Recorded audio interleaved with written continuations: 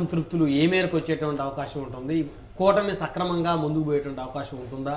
ఎందుకంటే నిన్న కందులు దుర్గేష్ గారు సీనియర్ నేత, మాజీ ఎమ్మెల్సీగా పనిచేశారు జనసేన పార్టీ.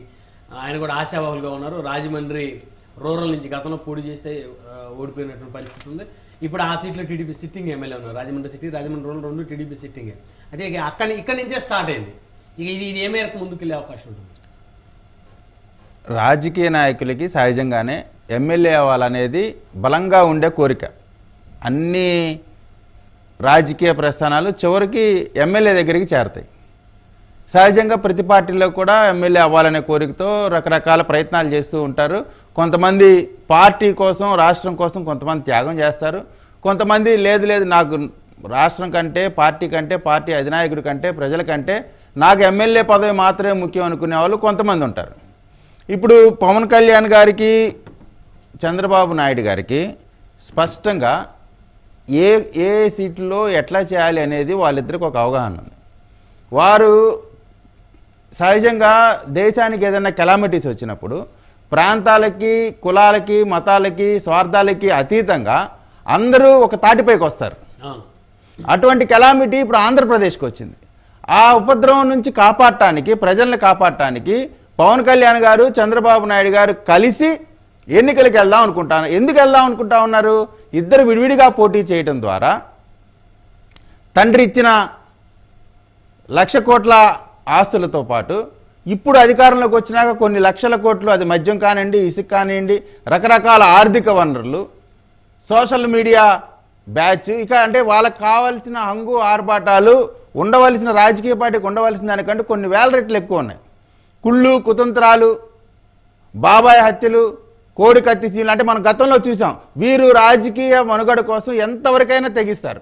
కాబట్టి ఇటువంటి ఒక వ్యాపార దృక్పథం, అధికారం కోసం ఎంతకైనా తెగించే మనస్తత్వం ఉన్నటువంటి రాజకీయ పార్టీ ఉన్నప్పుడు దాన్ని నుంచి రాష్ట్రాన్ని కాపాడటం కోసం ఇద్దరు కలిసి ఒక ప్రయాణం చేసి ప్రతిపక్ష ఓట్లు చీలకుండా చేసే కార్యక్రమం చేస్తూ ఉన్నారు. వీటి మధ్యలో రకరకాలైనటువంటి కుయుక్తులు పంతా ఉంది వైసీపీ. దానికి కొంతమంది పావులుగా ఉపయోగపడతా ఉన్నారు. ఇందాక చందు శ్రీనివాస్ గారు చాలా రిమార్క్స్ చేశారు. నేను చందు శ్రీనివాస్ గారిని విమర్శించట్లేదు, కౌంటర్గా కూడా చెప్పట్లేదు. కానీ నేను చెప్పేది ఏంటంటే, తెలుగుదేశం పార్టీ నేను ఎప్పుడు చెప్తా, తెలుగుదేశం పార్టీ ఒక రాజకీయ పార్టీ, జనసేన ఒక రాజకీయ పార్టీ. వారి బలం వారికి ఉంటుంది, వీరి బలం వీరికి ఉంటుంది. కార్యకర్తలు ఏం కోరుకుంటున్నారు అనే దాంట్లో సహజంగా కొంత ఎక్కువ వాళ్ళని ఆశ ఉండటంలో తప్పు లేదు. కోరిక ఉండొచ్చు, బలంగా అడగొచ్చు కూడా. స్పష్టంగా పవన్ కళ్యాణ్ గారు ఎక్కడ పోటీ చేయాలి, ఎవరు ఎన్ని పోటీ చేయాలి, మీరు మీ భవిష్యత్తు నా బాధ్యత అన్నారు. అది ప్రజల భవిష్యత్తు, జనసేన కార్యకర్తల భవిష్యత్తు, నాయకుల భవిష్యత్తు. ఖచ్చితంగా పవన్ కళ్యాణ్ గారు అందరికీ తగు న్యాయం చేస్తా అని చెప్పినప్పుడు ఇన్ని సీట్లు ఇవ్వాలా, ఇన్ని సీట్లు ఇవ్వకపోతే మనోభావాలు దెబ్బతింటాయి, ఓటు ట్రాన్స్ఫర్ అవ్వదు అని వైసీపీకి ఆయుధాలు ఇచ్చే కార్యక్రమం చేస్తూ ఉన్నారు. కాబట్టి కొంచెం సమన్వయంగా మాట్లాడాలని చెప్పి రిక్వెస్ట్ చేస్తూ ఉన్నాను. ఇక ఇందాక సోదరులు చెప్తూ, చంద్రబాబు నాయుడు గారు జైలుకి వెళ్ళిన సందర్భంలో తెలుగుదేశం పార్టీ కార్యకర్తలు బెంబేలెత్తిపోయి భయపడిపోయి బయటికి రావట్లేదు. ఇక్కడ తెలుగుదేశం పార్టీ వైసీపీని చూసో, వైసీపీ అధికారం చూసో భయపడి దాక్కున్న పరిస్థితి ఇప్పుడు లేదు, గతంలో లేదు, ఇక ముందు కూడా ఉండదు. అదేవిధంగా జనసేన పార్టీ కార్యకర్తలు కూడా జగన్మోహన్ రెడ్డిని చూసి భయపడి దాక్కునే పరిస్థితి ఉండదు. ఏ రాజకీయ పార్టీ కార్యకర్తలు కూడా ఎంత పెద్ద ఫ్యూడలిస్ట్ ఉన్నప్పుడు కూడా వెనకడుగేసే పరిస్థితి ఉండదు. అయితే 100కి 100 మంది రోడ్డు మీదకి వస్తున్నారా, 90 మంది వస్తున్నారా అనేది మాత్రమే సమస్య. కాబట్టి అటువంటి రిమార్క్స్ చేయటం అనేది నిజంగా చాలా శోచనీయం. ఇక జోగయ్య గారు లాంటి వాళ్ళు వీళ్ళందరూ కూడా వాళ్ళ అభిప్రాయాలు చెప్తారు. ఎందుకంటే సీనియర్లు కాబట్టి ఇట్లా ఇస్తే బాగుంటుందని. అల్టిమేట్గా నిర్ణయం తీసుకోవాల్సింది ఎవరు? అధినేతలు. నేను అనేది ఏంటంటే, ఇటు జనసేన కానీ, తెలుగుదేశం కానీ, లేదు చందు శ్రీనివాస్ గారు లాంటి అనలిస్టులు కానీ, ఎవరైనా కానీ నేనేం చెప్తా ఉన్నానంటే, మీరు వైసీపీకి ఆయుధాలు ఇవ్వమాకండి.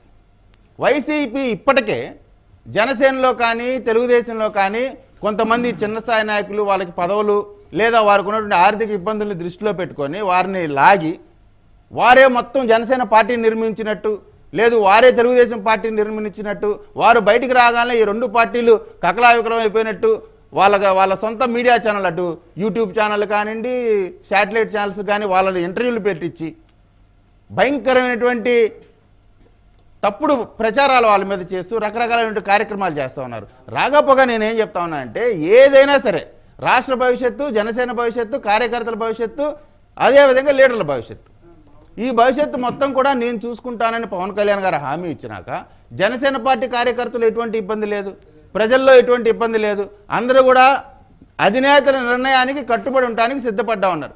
అంటే ఇంత పెద్ద పార్టీలో ఇన్ని సంవత్సరాల ప్రస్థానంలో నాయకులకి కొంత రాజకీయ అవకాశాల కోసం ఎదురు చూస్తూ ఉంటారు. మీరు అన్నట్టు, చందు శ్రీనివాస్ గారు అన్నట్టు కొంత త్యాగాలు చేయాల్సిన మాట వాస్తవం. అది తెలుగుదేశంలో చేయడానికి సిద్ధంగా ఉన్నారు, జనసేనలో చేయడానికి సిద్ధంగా ఉన్నారు. ఆ త్యాగం చేసిన వారిని గుర్తించి వారికి భవిష్యత్తు ఇవ్వడం అనేది అధినేతల కార్యక్రమం. కాబట్టి నేను టోటల్గా అందరికి కూడా చెప్పేది ఏంటంటే, ఎట్టి పరిస్థితుల్లో కూడా వైసీపీ ఆడే కుట్రలో పాములు కామాకండి. ముఖ్యంగా చెప్తున్నా, ఆ కుట్రలో పాములు కామాకండి. ఇంకా హనుమంత్ రెడ్డి గారు చాలా మాటలు చెప్పారు. ఇవాళ పొద్దున్నే పవన్ కళ్యాణ్ గారి మీద చాలా ప్రేమ వచ్చినట్టుంది హనుమంత్ రెడ్డి గారికి. ఒక్క నిమిషం నాకు అర్థం కాని విషయం ఏమిటంటే, మీ పార్టీలలో మీరు సీట్లు ఇచ్చుకుంటుంటే మా కుట్ర ఏంది నాకు అర్థం కాలే. మా పార్టీ అభ్యర్థులు మేము ప్రకటించుకుంటాం, మేము 170 నియోజకవర్గాల్లో మేము పోటీ చేస్తా ఉన్నాం. మీరు ఎక్కడ నిర్ణయించుకోవాలన్నా, పవన్ కళ్యాణ్ ఎక్కడ పోటీ చేయాలన్నా, పవన్ కళ్యాణ్ ఎక్కడ పోటీ చేస్తే అక్కడ ఓడగొట్టాలనే ఆలోచన చంద్రబాబు నాయుడు గారిది, మీది. మీరు ఆపాదించడం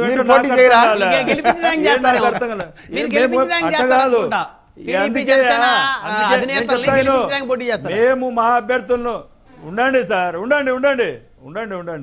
నేను మీ యొక్క ఆలోచన చెప్పిన, మీ యొక్క చంద్రబాబు నాయుడు గారి దుర్మార్గమైన ఆలోచన దుర్మార్గమైన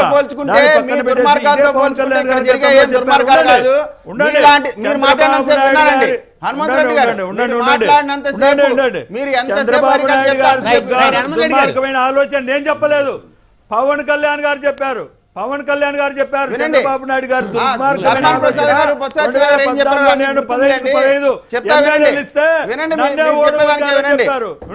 విద్య గురించి చెప్తా ఉన్నారు. ప్రాథమిక విద్య నువ్వు ఆగవా, మాట్లాడావు గంట సేపు నుంచి మాట్లాడుతూ ఉన్నావు.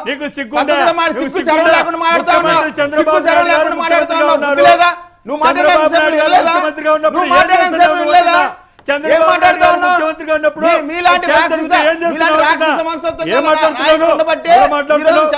గారు, పవన్ కళ్యాణ్ గారు కలిసి ప్రయాణం చేస్తా ఉన్నారు.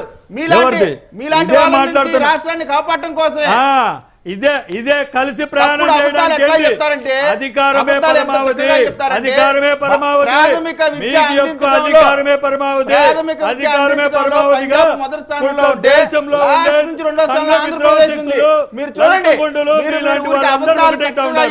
రాజు బలవంతుడైతే మీలాంటి వాళ్ళందరూ ఒకటైతా ఉన్నారు. రాజు బలవంతుడైతే మీలాంటి సంఘ విద్రోహ శక్తులు, దుర్మార్గులంతా ఒకటైతారని ఫాలో అవుతున్నారు. రాజు బలవంతుడు కాబట్టి, రాజు నిజాయితీ కాబట్టి తెలుసు కదా. మీరు డోర్ డెలివరీ చేసే ప్రభుత్వం, హత్యలు చేసి డోర్ డెలివరీ చేసే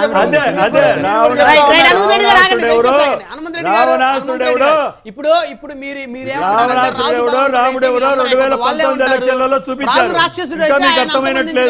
సైన్యం అంతా ఏకమవుతుందో లేకపోతే రాజ్యంలోని ప్రజలందరూ వాళ్ళు మాట్లాడతారు. ఈ కాదు పరిష్కారాలు దయచేసి ఆగండి కాసేపు. హనుమంత్ రెడ్డి గారు చెప్పాల్సింది చెప్పారు, చెప్పిన తర్వాత మాట్లాడించాలా, అవకాశం ఇవ్వాలి. హనుమంత్ రెడ్డి గారు ఆగండి, దయచేసి ఆగండి.